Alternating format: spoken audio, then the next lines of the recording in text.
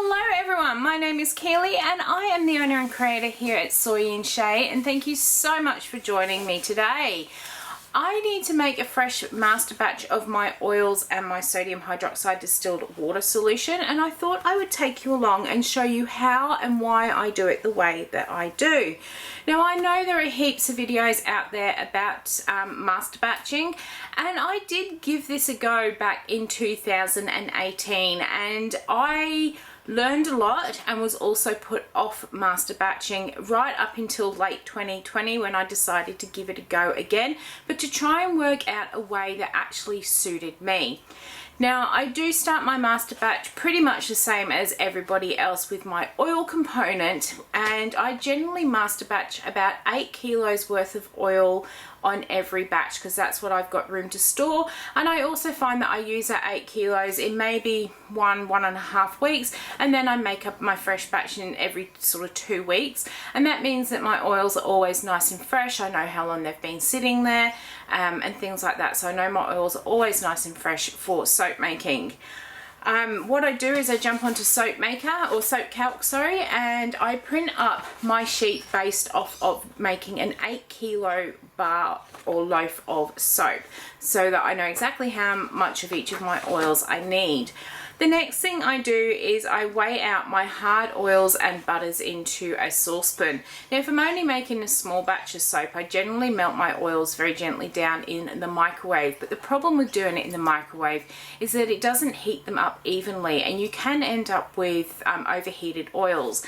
Doing it in the saucepan over a really gentle heat means that you can control how they actually melt down. They don't overheat, providing you are watching it, and you are actually just melting and not cooking the oils. Once the oils are all melted down, that's when I take it off the heat and I add in all of my liquid oils. Once the liquid oils are added in, I give it a bit of a stir and then I split it out into these big buckets here. I got these from the local supermarket. They're really handy because they are the number 5 plastic, so they're nice and sturdy and they will hold the heat that has generated in these oils quite comfortably. And once I've got them split out, I leave them to cool down and then I pop the lids on them, which keeps them nice and fresh and dust free. So once I've got all the oils done, I move on to my sodium hydroxide distilled water solution, and this is where things actually differ a little bit for me.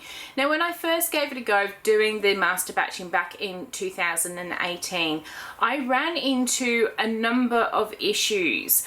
I went through and I watched all the different videos, watched all the different, or read all the different blogs about how to make the master batch of the sodium hydroxide distilled water solution. And the general consensus out there is that you make a 1-for-1 solution. So that is, if you have 500 grams of sodium hydroxide, you need 500 grams of water to dissolve it in. And then when it comes to making the soap, you do a quick little calculation to work out how much of that concentrated solution you need, and then you can work out how much additional liquid that you need. And the advantage with doing it this way is that you can make that extra liquid up anyhow that you want. So you can use water, you can use milks, aloe vera juice, any of your fruit juices. You can use a combination of some extra water and some milk. The possibilities are absolutely endless with what you can do when you make your lye solution up that way. But what I didn't comprehend at the time is that I know that when you add water and sodium hydroxide together, you end up with an exothermic reaction, which is the heating up of those two ingredients as they all combine together. What I didn't realize is that you could restart that exothermic reaction when you add in more liquid. Now that reaction doesn't get as hot as the first time, but it does still occur, and it is to a point where it's too hot to really actually soap with. So the first time I ever did my master batching, I worked out how much additional water I needed to add in, and I popped it into the concentrated solution, ended up with it heating up, and had to wait another overnight sort of thing for my my water to come back down to soaping temperature. So it kind of wasted a whole day by doing this master batching. Now, when I actually put the video out there and explained what I had actually done, I had a lot of people tell me that I needed to put that additional liquid into my soaping oils, which kind of makes a lot of sense now, and I think I still actually did it wrong when I did it. Next time I used my concentrated solution, I took that additional liquid that I needed and I added it into my oils. Now that additional liquid was just water, and as many of us know, oil and water do not mix when it is just those two components. So I've added this water into the oils and it's kind of done its thing, gone to the bottom, oils on the top. And when I added in the concentrated sodium hydroxide distilled water solution, what I think happened was that because I had that water free floating, the concentrated solution blended in with that free floating, or with the water at the bottom of my oils, and it heated up, causing my soap to trace quicker and caused me lots of problems while making, and I didn't like the texture. Thinking about it these days, generally when we add in extras like milk and aloe vera juice and all those sort of things, we tend to add them in once we've got to emulsion, and that's probably why we do it, is to stop that exothermic reaction happening when we first add it into the oils, because it just doesn't mix together. So things like that over the years have made a lot of sense to me now, but that experience that I had back in 2018 really put me off doing master batching, and it is something I still see to this day, that it is not explained in master batching videos not to add that additional water into the concentrated solution and add it in at emulsion or light trace to stop your soap batter from heating up and accelerating too much.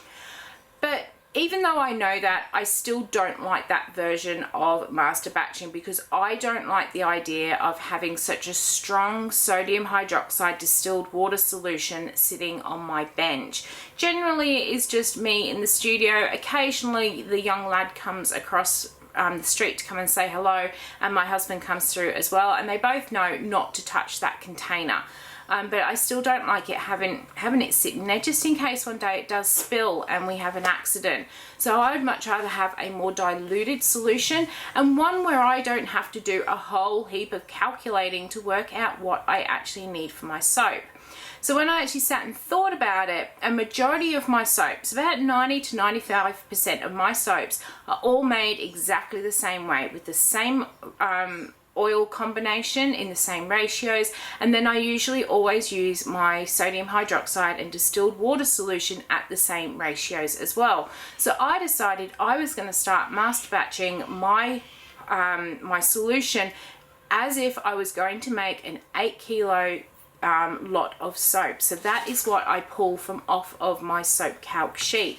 It tells me that I need just over 2 kilos of water and over 1 kilo of lye to saponify those 8 kilos of oil. So that is where I go to do that. I like to use this nice big white bucket that I've got. This is a bucket that I had another ingredient in. It could have been something like a salt or a sodium stearic acid or something like that. I got it with another ingredient. Once it was all emptied, I washed it out, and then I repurposed it, and I have this great big danger sticker on it as well. I like this bucket because it does have a rather secure lid on it. It's not too tough to get off, because you don't want it so tough that it splashes when that lid does pop off, but you want it to be nice and secure that should it actually fall or anything, it's not going to just pop off either. Now what I tend to do is I put my water into the bucket, a little bit of the tussar silk, and then I put in the amount of sodium hydroxide that I actually need according to my sheet. I then give it a really good stir and leave it to cool on the bench. I just rest my little lid on the top, and I don't put the lid on until it has actually cooled down, just to make sure that the heat doesn't build up inside the bucket and pop the lid off.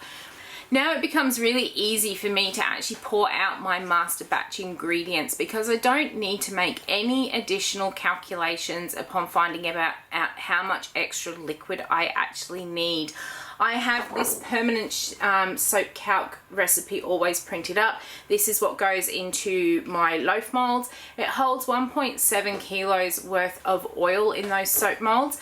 And then down the bottom in big writing here, I have written that out of that concentration of lye and sodium hydroxide, I need 787 grams. And that I have got from adding up these two amounts up here, the 544 and the 243, and that is how I know exactly how much of that solution that I actually need. Now on occasion I do make a soap that has an additional sort of liquid component in it, and when you do soaps like that you do need to take into account that you are adding additional liquid into the soap, and you need to take it away from that sodium hydroxide distilled water solution. So when it comes to doing soaps like that, generally I'll either make up a fresh batch of lye for that particular soap, so it does require a little bit of planning. It's not one of these that I can come in and just go, oh, I feel like making a soap today.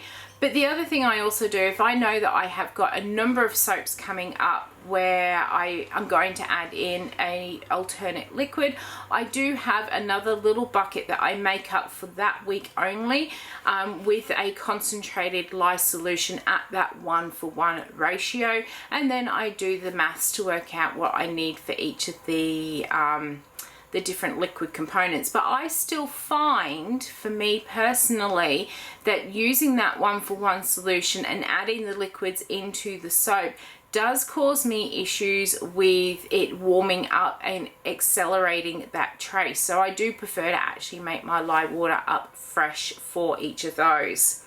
So if, like me, you have struggled with the whole master batching sort of concept, you've not had enough information about using that 1:1 concentrated solution, or you also find that your soap mix also accelerates when you do that sort of concentrated solution and add in the extra liquid separately, why not give your master batching a go this way instead? You may actually find, like me, you begin to really enjoy having your oils and lye master batched. I really do like the fact that I have it all just neatly sitting in the corner. Previously, if I was measuring out to do a whole heap of soaps, I would have at least 6 buckets and 6 lye containers sitting on my table, and that table would then be out of action until I'd made those soaps. Whereas now I can have just as many soap or just as much oil made up for soap sitting on my bench there in the corner, and I still have my table to work on. So I've really actually enjoyed doing it, and I find this way so much more easier, less complicated, and I can just walk in the morning, grab whatever I need without having to sit down and calculate. As I said, it does have the downside that when it comes to adding in additional liquids, you can't really do it this way. But if you, like me, don't make that many soaps that have that additional liquid component, you may find that this way of master batching your sodium hydroxide and your distilled water will actually work really well for you. I hope you have enjoyed watching this video, and until the next one comes out, I hope you have a good one, and I will see you then. Bye.